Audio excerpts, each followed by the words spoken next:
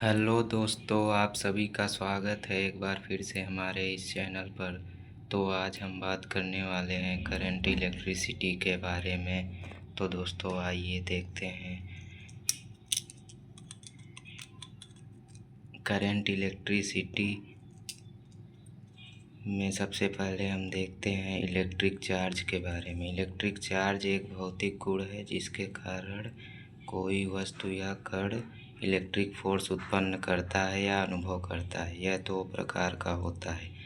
धनावेश proton का charge इतना होता है और ऋणावेश इलेक्ट्रॉन का चार्ज इतना होता है।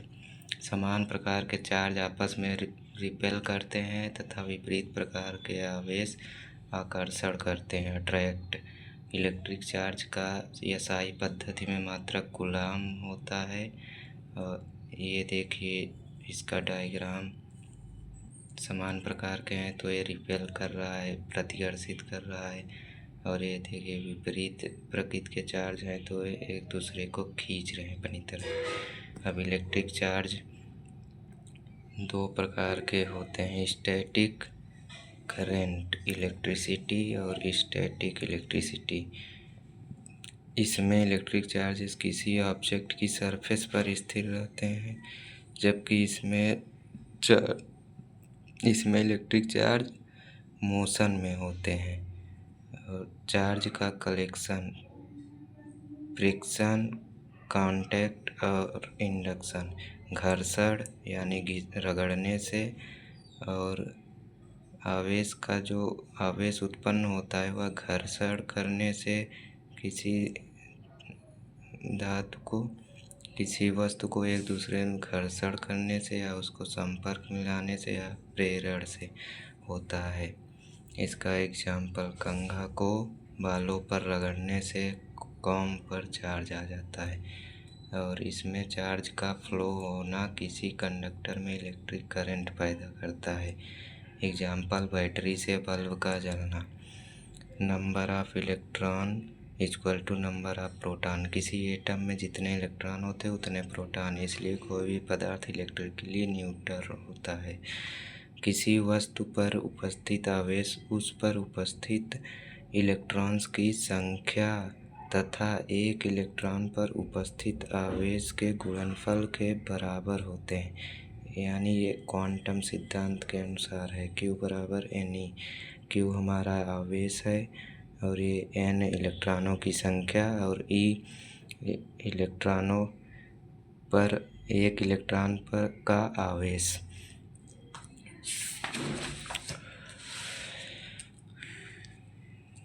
जैसे देखिए एक कूलाम चार्ज है तो उस पर कितने इलेक्ट्रॉन होंगे, इतने। और किसी वस्तु पर एक कूलाम आवेश उत्पन्न करने के लिए इतने इलेक्ट्रॉन्स की आवश्यकता होती है। अब आइए विभव को समझते हैं।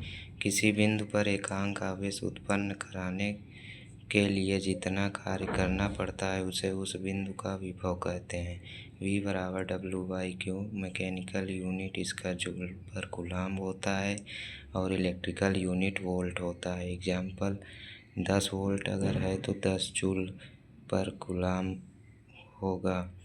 यानी एक कूलाम चार्ज उत्पन्न कराने के लिए 10 जूल कार्य करना पड़ेगा। इसी तरह इनको भी। और पोटेंशियल डिफरेंस, विभवांतर, दो बिंदुओं के विभव के बीच के अंतर को विभवांतर कहते हैं। जैसे हाइयर पोटेंशियल मतलब उच्च विभव, ये निम्न विभव, करंट उच्च विभव से निम्न विभव की ओर बहेगा।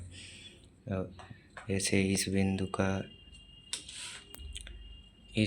का विभवांतर V1, इसका विभव V1, इसका V2, तो विभवांतर हमारा V1 माइनस V2 होगा। इसका भी यूनिट जूल पर कूलाम या वोल्ट होता है।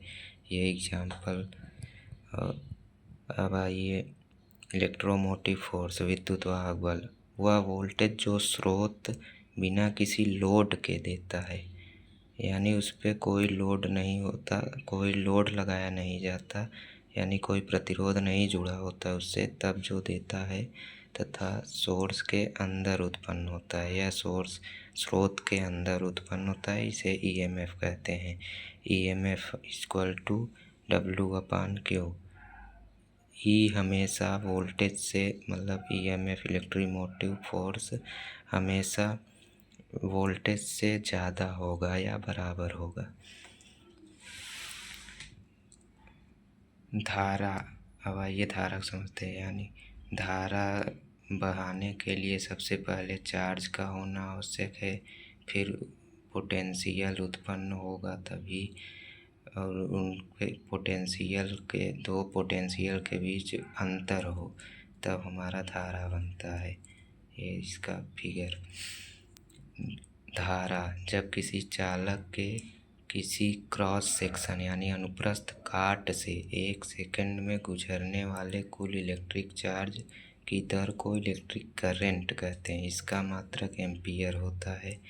I=Q/T। ये सिंपल फार्मूला, ये डिफरेंशियल फार्मूला। जैसे बहुत छोटा चार्ज है छोटे समय अंतराल के लिए तो I=dQ/dt।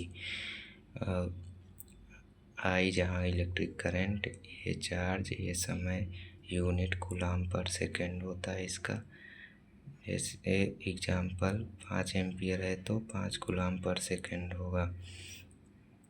इलेक्ट्रिक करंट फ्लो होने के लिए कंडक्टर के दोनों सिरों के बीच वोल्टेज लगाते हैं, जिससे वोल्टेज के निगेटिव सिरे पर उपस्थित इलेक्ट्रॉन फ्री इलेक्ट्रॉन यानी जो वायर में फ्री इलेक्ट्रॉन होता है उसको रिपल्स करते हैं, जिससे इलेक्ट्रॉन एक दिशा में फ़्लो होने लगता है और इसके एक दिशा में फ़्लो होने के कारण इसके जस्ट अपोजिट साइड में इलेक्ट्रिक करंट फ़्लो होने लगता है। फ़्लो यानी कि बहने लगता है।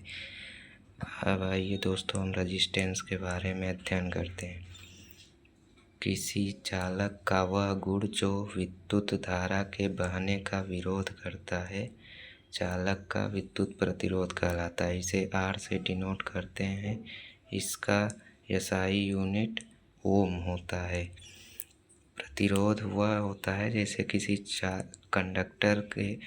कंडक्टर यानी वायर के अंदर जो हमारे एटम होते हैं वह एक जगह स्थिर रहते हैं, जबकि इलेक्ट्रॉन एक दिशा में बहुत तेज़ी से मूव करते हैं तो वो उस एटम के न्यूक्लियस से टकराते हैं, जिसके कारण प्रतिरोध उत्पन्न हो जाता है। तो दोस्तों कैसी लगी हमारी ये वीडियो? फिर मिलते हैं किसी नेक्स्ट वीडियो में। अगर हमारा वीडियो ये पसंद आया है तो इस चैनल को लाइक एंड सब्सक्राइब ज़रूर कीजिएगा। तो दोस्तों मिलते हैं हम किसी नेक्स्ट वीडियो में। तब तक के लिए bye bye, take care, love you all.